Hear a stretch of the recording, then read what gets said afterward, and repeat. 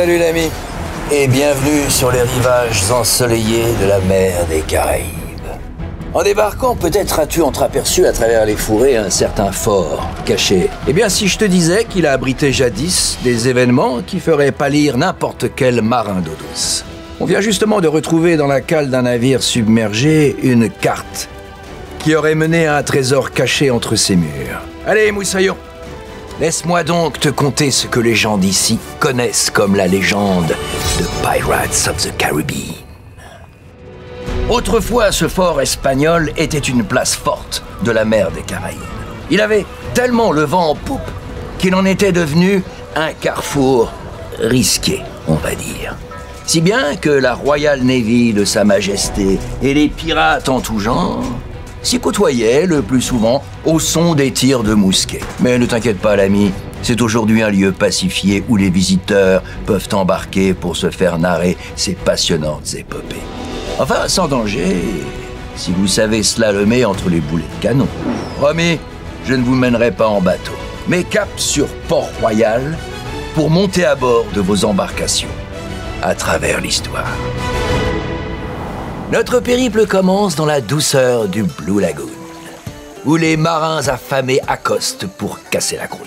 Ces lieux où toutes armes et esclandres sont bannies étaient autrefois l'honnête cantine tenue par Angelica Teach, la fille du célèbre Barbe Noire. Mais il semblerait qu'il y a peu, lors d'une inopinée veillée, elle aurait cédé son établissement à un certain pirate qui l'a rebaptisé alors de son nom le Captain Jack's, restaurant des pirates. Un véritable lieu de pourparler, enfin de pour manger, si vous me pardonnez l'expression. Mais reprenons notre vaisseau. J'ai cru ouïr au loin des coups de canon. Baigné par le clair d'une pleine lune, on peut en effet apercevoir dans les remparts une porte qui nous convie à entrer. C'est la vieille rampe qui servait autrefois à tracter les cargos. Et si vous prêtez bien l'oreille, vous pourrez entendre les échos des grands pirates qui ont traversé ces murs, tel Davy Jones, qui nous rappelle que les morts ne racontent pas d'histoire. Pourtant, ne serait-on pas en train d'en vivre une ? Nous voilà entrés dans le fort submergé par son aqueduc brisé. Attention, baissez bien la tête. On dit que dans le coin, les pirates volent. Et je ne parle pas que de pillage. Ah, j'en connais qui ont trouvé le chemin des cachots. Bon chien, garde la clé. Il faudrait pas que ces flibustiers se fassent la malle. Oh, mais qu'est-ce que je vois? Est-ce la bataille qui se rapproche? Êtes-vous prêts, Moussaillon? Coquins, truands et gibier de potence, ils sont tous sur le pont de l'Inferno, prêts à pénétrer les murs du fort résistant. Larguez les amarres, leur dit leur capitaine. Ils vont assiéger le village. Les gredins ont déjà passé les remparts et s'occupent de ce bon vieux Carlos, le maire de la ville, à qui on peut dire ils font boire la tasse. Non loin de là, sur la place du marché, c'est déjà l'heure des enchères. Pauvres habitants. Ils assistent désespérés à la vente de leurs précieux biens.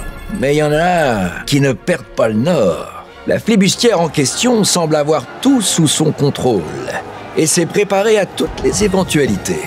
Heureusement, ces femmes savent s'y prendre. Cependant, il y en a aussi un qui sait comment s'y prendre avec les cartes. Dans le tumulte du saccage, un pirate s'est infiltré dans un but bien précis.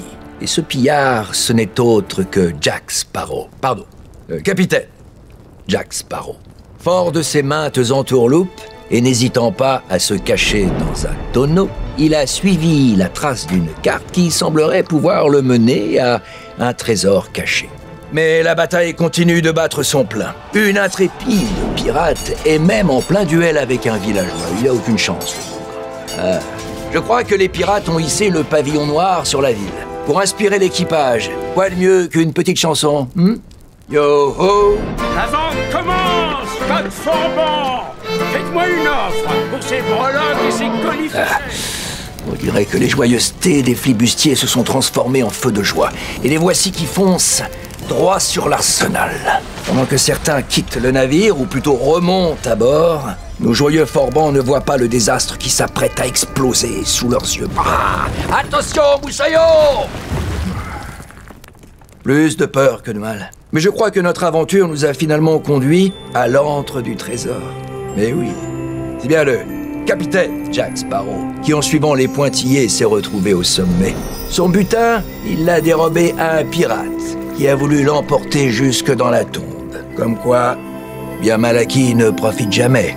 Ne vous en faites pas, le capitaine Jack Sparrow veille au grain. Il vous propose même de partager ses richesses en échange de...